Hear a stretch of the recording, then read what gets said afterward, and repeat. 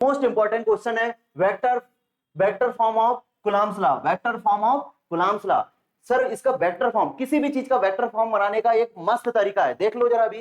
तो sir Coulomb's law, पहले अपने को तो कूलम्ब्स लॉ पता होना चाहिए। कूलम्ब्स लॉ के लिए फॉर्मूला क्या होता है बेटा, F equal to k Q1 Q2 upon R का स्क्वायर। ये तो याद हो ही गया होगा क्योंकि ये फर्स्ट चैप्टर की जान है, तो ये हो गया हमको याद। अब सर इसका वेक्टर फॉर्म बनाना है, तो वेक्टर फॉर्म बनाने के लिए कुछ मत करो, जब भी हम वेक्टर फॉर्म बनाते हैं तो जो भी हमारा मैग्नीट्यूड ऑलरेडी पहले से जो फॉर्मूले में उसमें आर कैप का मल्टीप्लाई कर दो, मतलब ये के Q1 Q2 अपॉन R का स्क्वायर और यहाँ आर कैप का मल्टीप्लाई कर दो। और आपको मालूम है कि हम फोर्स को क्या लिखते हैं, 1 2 या 2 1 लिखते हैं। हमने बताया था ये कि इस तरीके से 2 चार्जेस है Q1 Q2, तो इन पे जो फोर्स लग रहा होगा वो कैसा लग रहा होगा भाई, अपोजिट डायरेक्शन में फोर्स लग रहा होगा। तो अपोजिट फोर्स लग रहा होगा तो इधर क्या लग रहा होगा, F12, और इस तरफ क्या लग रहा होगा मेरे राजा, सॉरी F21, जिस पे लगता है उसको पहले लिखते हैं। तो इधर 1 पे लग रहा है तो 1 2, और इनके बिटवीन डिस्टेंस क्या है R। तो इसका मतलब ये समझ में आया सर, ये 1 2 लिख सकते हैं। तो 1 2 अगर इसको लिखोगे तो आपको इसको क्या लिखना है बेटा, 2 1। सर ऐसा क्यों लिख रहे हो,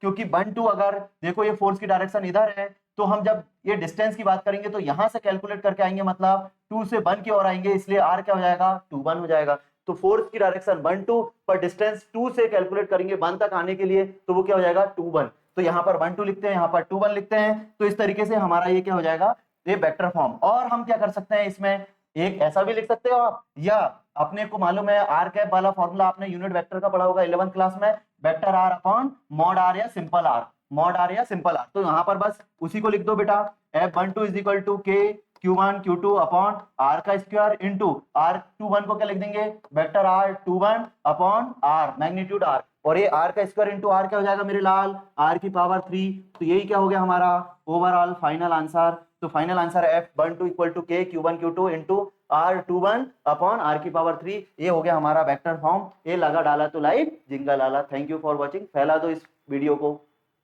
Like, comment, and subscribe.